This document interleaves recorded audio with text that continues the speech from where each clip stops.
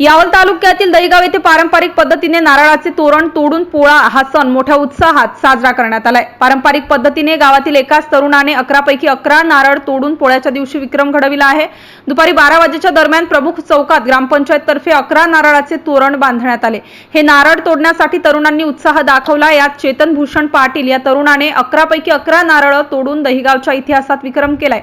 दरम्यान पोळा फोडण्याचा कार्यक्रम आटोपल्यावर नारळ तोडणारा चेतन भूषण पाटील याचा झंकार मित्र मंडळ तर्फे भव्य सत्कार करण्यात आला व गावातून मिरवणूक काढण्यात आली। याकरिता झंकार मित्र मंडळात मयूर विजय पाटील, भूषण काशीनाथ पाटील, विपुल दीपक पाटील, मयूर राजेंद्र पाटील, तेजस भूषण पाटील, विवेक धनराज पाटील, शिवाजी प्रकाश पाटील, भूपेंद्र श्रीराम पाटील यांच्यासह ग्रामस्थ प्रामुख्याने उपस्थित होते।